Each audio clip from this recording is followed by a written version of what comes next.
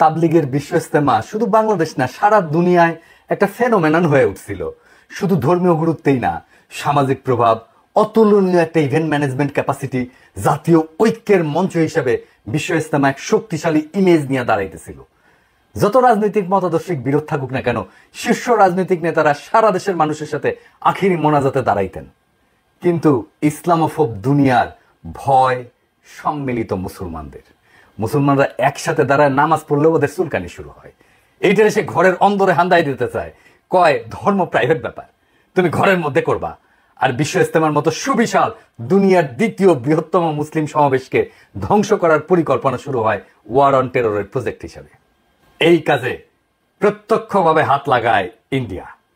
আর ইন্ডিয়ার বাংলাদেশের সকল লেসপেন্সার, আওয়ামী লীগ, ডেইলি স্টার এবং প্রথম আলো। অনেকে বলতে পারেন, আপনি সবকিছুতেই ডেইলি স্টারের সংযোগ দেখেন কেন?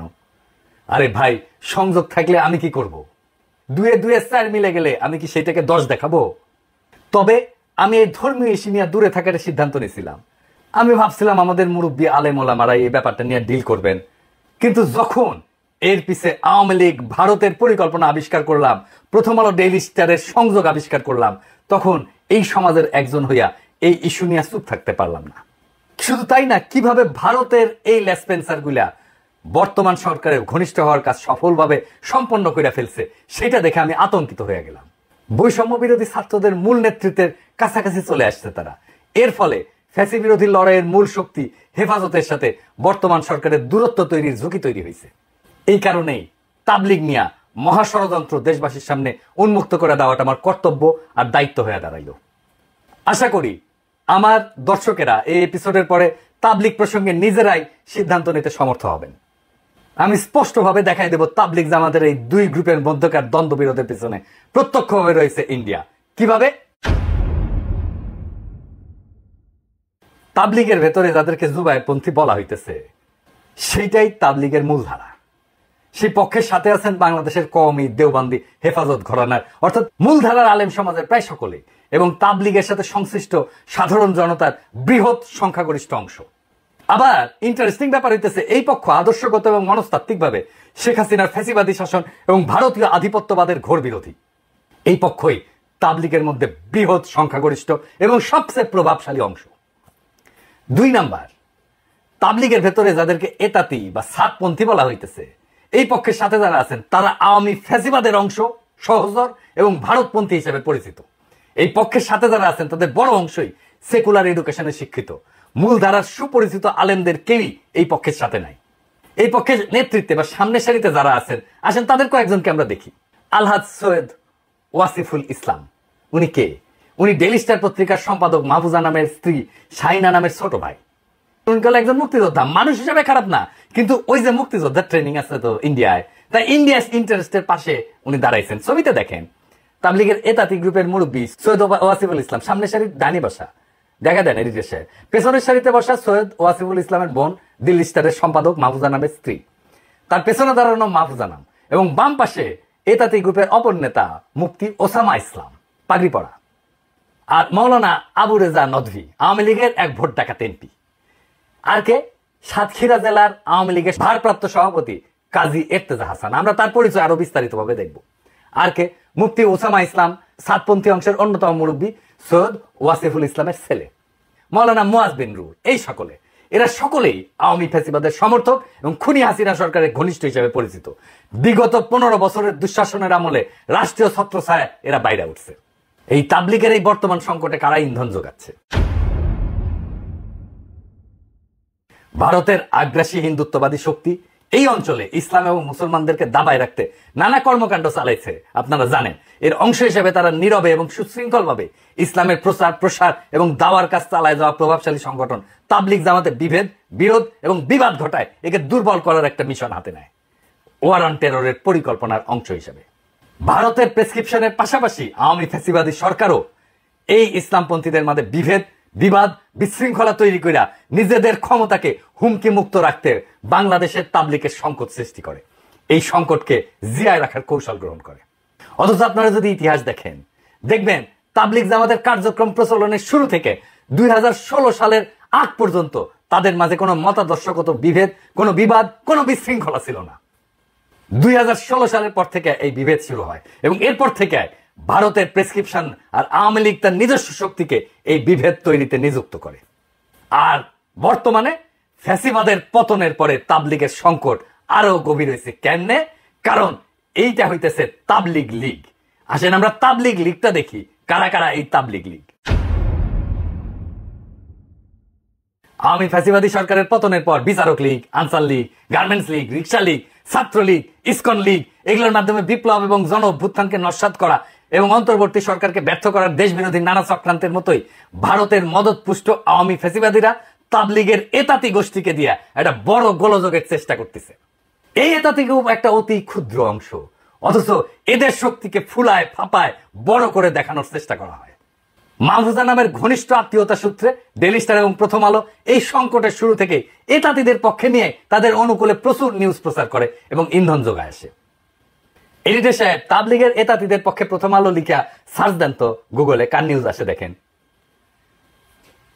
আপনি গত কয়েকদিনে প্রথম আলো সংবাদ পরিবেশনের চিত্র দেখলে বুঝবেন এই সার্চ দেওয়ার পরে। আমি আর বিস্তারিত গেলাম না। মজার বিষয় হচ্ছে প্রথম আলো, ডেইলি স্টার, কালের কণ্ঠ, বাংলাদেশ প্রতিদিন, যুগান্তর, কালবেলা এই সমস্ত পত্রিকা আলেম ওলামা সহ ইসলামপন্থীদের সংবাদের প্রকাশ বরাবর এড়া গেলেও 2017 সালে তাবলিগের চলমান সংকটের শুরু থেকেই এতাতি গ্রুপের পক্ষ নিয়ে নানা ইন্টারেস্টিং নিউজ করে আসতেছে।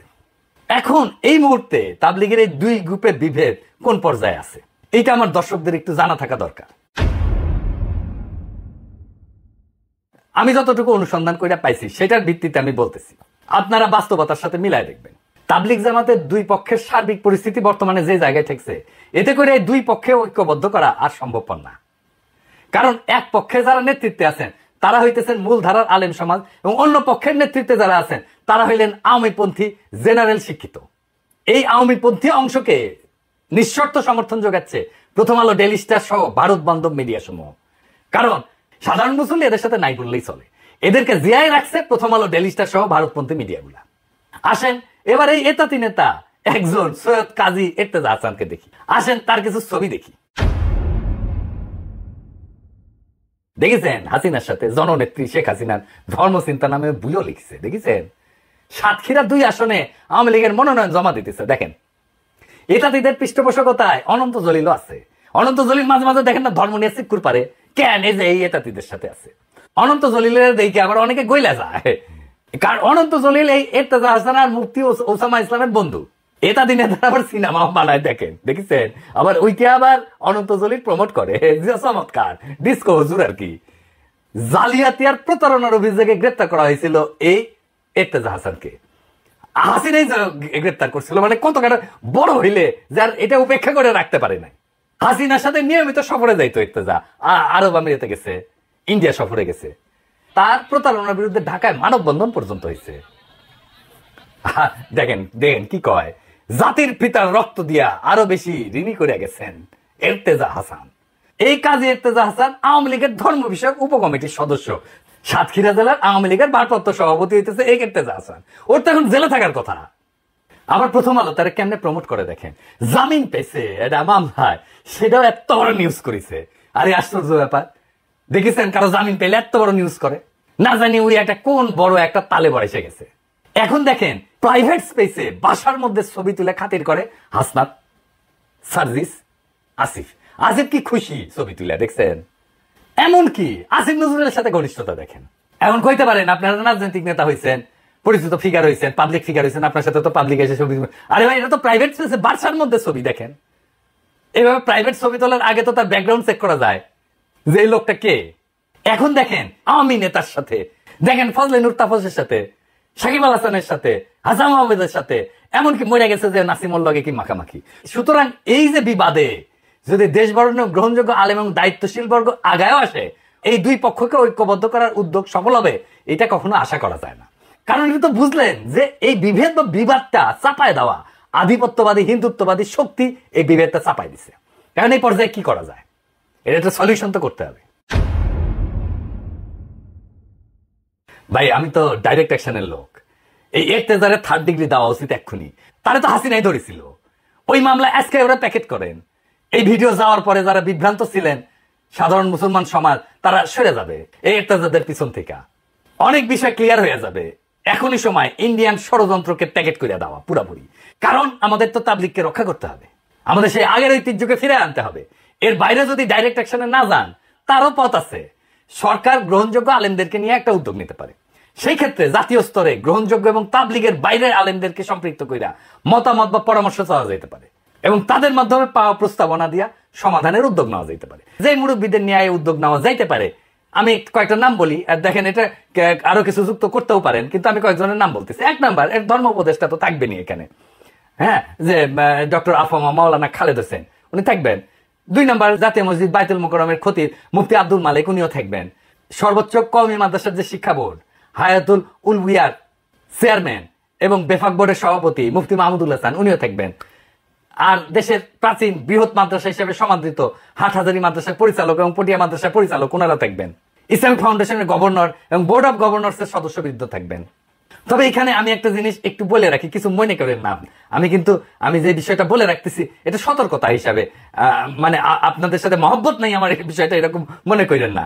যেমন ধরেন, যদি এটা সত্যিকার অর্থে সমাধান করতে চাই, তাহলে জাতীয় স্তরে সুপরিচিত গ্রহণযোগ্য ইসলামিক ব্যক্তিগত আলেম বাছাই করার সময় কয়েকটা বিষয় একটু খেয়াল রাখতে হবে, একটু মেহরবানি কইরা। যেমন ধরেন, আহলে হাদিস মতবাদপন্থী, মাজারপন্থী বা জামাত ইসলামী ঘরানার কাউকে রাখাটা ফলপ্রসূ হবে না। এই জন্য না যে আমি ওনাদের মহব্বত করি না, সেই জন্য তা না, ওনাদের বাইরে রাখতে বলছি কারণ এই 3 মতাদর্শের লোকজন তাবলিগ জামাতের কার্যক্রমকে পছন্দ করেন না। তাই এই সমস্যার সমাধানের ক্ষেত্রে, কার্যকর সমাধানের ক্ষেত্রে আন্তরিকতা দেখাতে পারবেন বা তাদের ইনপুটটা কাজে লাগবে, এইটা আমার সন্দেহ আছে। তো ওনারা বাইরে থাকলেই ভালো আর কি, এটা যাদের অ্যাফেয়ার্স তারাই এটা ম্যানেজ করলেন। তো এই সংকটের সমাধান কিভাবে হইতে পারে সেটা মুরব্বীরা আলাপ করবেন। আমি একটা রাস্তা বাতলাই দিতে পারি যেভাবে হইতে পারে আর কি। দেখেন, শুনে দেখেন, ভালো লাগলে নেবেন, না লাগলে ফেলা দেবেন, কোনো অসুবিধা নাই। আসেন সেটা কি হইতে পারে সেটা দেখি। যেহেতু আমরা আগে দেখছি যে 2 পক্ষকে একীভূত করা অসম্ভব, সুতরাং এর স্থায়ী সমাধান করতে হলে বিশেষভাবে কেন্দ্রীয় মার্কাজ মসজিদ এবং ইজতেমা মাঠ পৃথক করার উপরে 2টা পদক্ষেপ নিতে হবে। 1 নাম্বার, কাকরাইল মসজিদ, যেটা বিপুল সংখ্যাগরিষ্ঠ ওলামায়ে কেরাম, তার নেতৃত্বাধীন পক্ষকে কেন্দ্রীয় কার্যক্রম চালানোর জন্য সম্পূর্ণভাবে ছেড়ে দিতে হবে।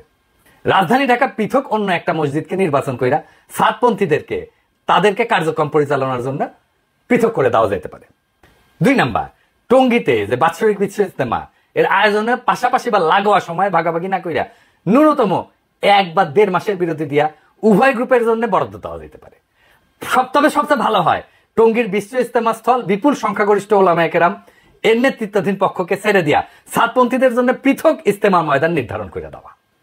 এইটা আলাপ আলোচনার মাধ্যমে এই 2টা সিদ্ধান্ত যদি নেওয়া যায়, আশা করা যায় তাবলিগ নিয়ে 2 গ্রুপের চলমান সংকট মোটা দাগে সমাধান হয়ে যাবে। তারপরে যত দিন যাবে আস্তে আস্তে আস্তে আস্তে এই বিষয়টা সেটেল করে যাবে। কারণ ইতিমধ্যে জেলা পর্যায়ে এই 2 গ্রুপের মার্কাজ মসজিদ কিন্তু পৃথক করা হয়ে গেছে এবং যে কারণে জেলা পর্যায়ে বিশৃঙ্খলা বা সহিংসতার তেমন কোনো খবর পাওয়া যায় না। এটা কিন্তু মোটামুটি জেলা পর্যায়ে সেটেল, কেন্দ্রীয় পর্যায়ে এসে সেটেল হয় না। তাই কেন্দ্রীয় পর্যায়ে এই পদক্ষেপগুলো নিলে এটা সেটেল হয়ে যাবে আমি আশা করি। রাজনীতিতে 2টা জিনিস, কেন্দ্রীয় মার্কাজ মসজিদ এবং ইজতেমার মাঠ, এটা যদি পৃথক করা না যায় তাহলে তাবলিগের চলমান সমস্যার সমাধান আসবে না, হবে না। বরং এইটাকে পুঁজি কইরা বিভিন্ন সুযোগ সন্ধানীরা উভয় গ্রুপকে নানাভাবে প্ররোচিত কইরা সমস্যাকে জিয়ায় রাখবে বা আরো প্রকট করতে চাইতে পারে। তাবলিগের উপরে যে কালো ছায়া নামছে ভারতের পরিকল্পনায়, তা আমাদের দূর করতে হবে। আমাদের হারানো ঐক্যের ঐতিহ্য পুনরুদ্ধার করতে হবে, আর এটা করা খুবই সম্ভব। আপনারা জানেন সমস্যা কোথায়। সমস্যার উৎস যদি চিহ্নিত করা যায় তাহলে সমাধান করলে অর্ধেক হইয়া যায়। আমার মনে হয় আমি সমস্যাকে চিহ্নিত করে সমাধানের পথ দেখাই দিতে পারছি। এখন বাকি কাজটা মুরব্বীরা যদি শুরু করেন তাইলে দেশের একটা বড় সমস্যার সমাধান হইয়া যায়। এবং আমরা কলে আপনাদের দিকে তাকায় আছি, সারা দেশের মানুষ তাকায় আছে। সমস্যাটা মেহরবানি কইরা মুরব্বীরা আপনারা সমাধান কইরা ফেলে আমাদেরকে স্বস্তি দেন, দেশবাসীকে স্বস্তি দেন এবং ঐতিহ্যকে পুনরুদ্ধার করেন এবং ভারতের এই শয়তানি প্রকল্প রুখে দেন। দেশ